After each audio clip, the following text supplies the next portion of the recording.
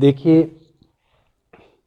विद्यार्थियों, पिछले दिन हम लोग पैसिव वॉइस पर वाच्य परिवर्तन पर अनुवाद सीख रहे थे, जिसमें पास्ट इंडेफिनिट तक बताया गया था।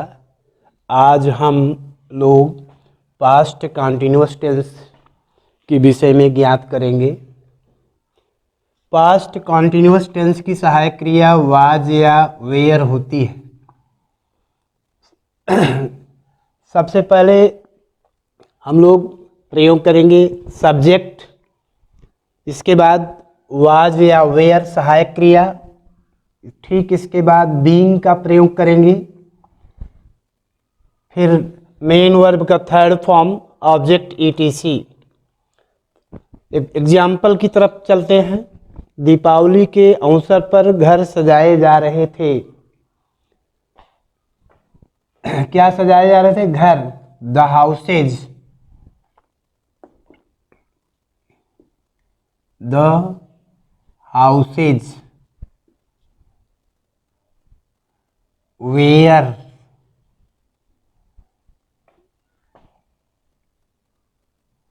Being,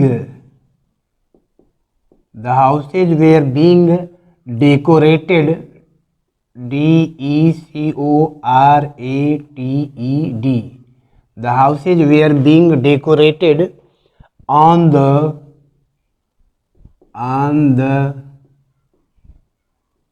occasion of Diwali. दूसरा वाक्य है, यह पाठ कक्षा में विद्यार्थियों को पढ़ाया जा रहा था। यह पाठ अर्थात दिस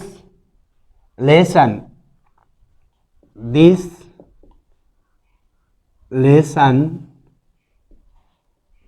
वाज। अब इसके बाद कंटिन्यूअस टेंस में आप जानते हैं बीइंग का प्रयोग करते हैं। This lesson was being taught, main verb का third form TAUGHT। This lesson was being taught in the taught to the students, STUDENTS, students. This lesson was being taught to the students in the class. Third example है, पतंग आकाश में उड़ाई जा रही थी। क्या उड़ाई जा रही थी? पतंग, द काइट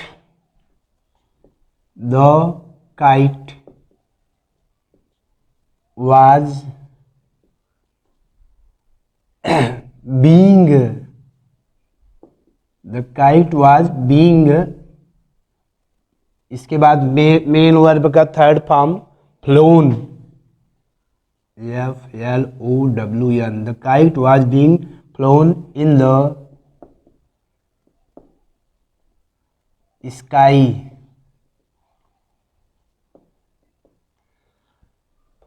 अब आगे आपका आता है यह चौथा उदाहरण, यह कहानी कक्षा में बताई जा रही थी। This story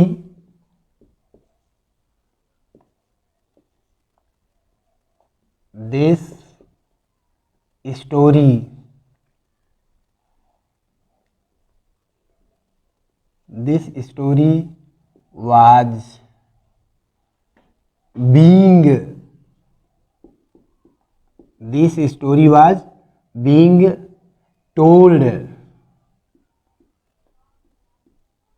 in the class. This story was being told in the class. अब इसके बाद इसी टेंस का है, स्वतंत्रता दिवस के अवसर पर विद्यालयों में मिठाइयाँ बांटी जा रही थी। फिफ्थ एग्जाम्पल, किस अवसर पर? स्वतंत्रता दिवस के अवसर पर क्या बांटी जा रही थी? मिठाइयाँ। तो सबसे पहले कर्ता ढूंढ निकालेंगे, the sweets, the sweets, the sweets were being, the sweets were being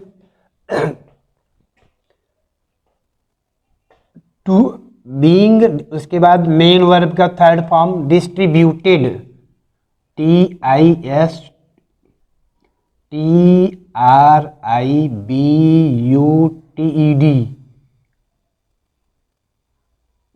the sweets are being distributed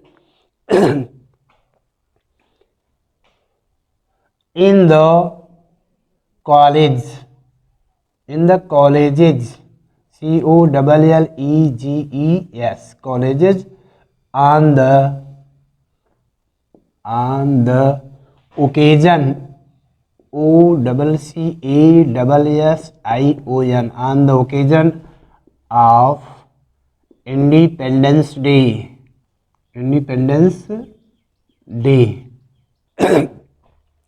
ठीक इसी प्रकार से पास्ट परफेक्ट टेंस में हम चलते हैं।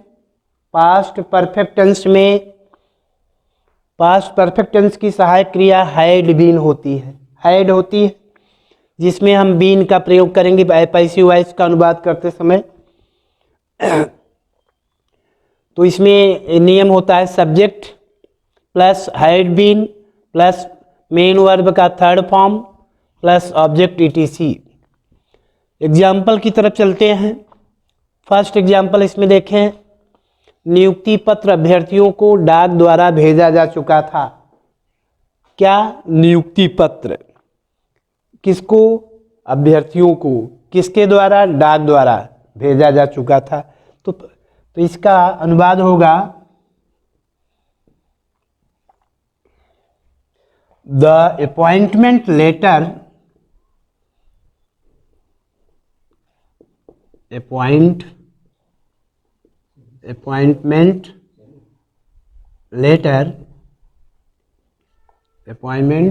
letters had been,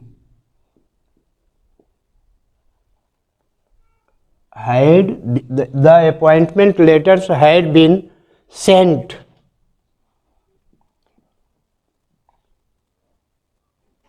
the appointment letter had been sent to the candidates, CONDIDATES, candidates, the appointment letters had been sent to the candidates by the docs, by the post, the appointment letters had been sent to the candidates by the post।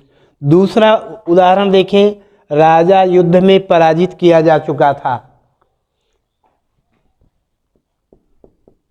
राजा युद्ध में पराजित किया जा चुका था।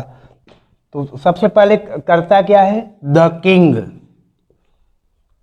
The king. सहायक क्रिया had been, the king had been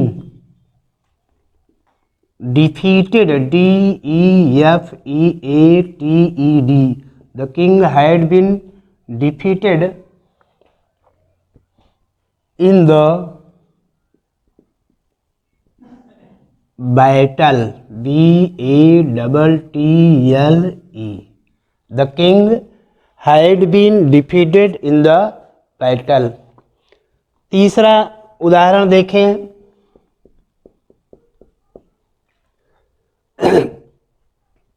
सुबह समय से सभी मंदिर सजाए जा चुके थे। ऑल द, कर्ता के रूप में all the temples, all the temples, all the temples had been decorated, all the temples had been decorated in timely in the morning, in the morning timely, TIMELY। Fourth example देखें, चौथा उदाहरण है, सभी पुस्तकें छापी जा चुकी थी। सभी पुस्तकें छापी जा चुकी थी। All the books, all the books, BOOKS, all the books were had been, all the books had been, all the books had been printed, all the books had been printed। Last sentence में देखें, इस मैदान में cricket खेला जा चुका था। Cricket had been played, cricket had been played in this field। देखें, cricket had been played in this field. इस तरह से आज आप लोगों का पास्ट कंटिन्यूअस टेंस और पास्ट परफेक्ट टेंस समाप्त हुआ।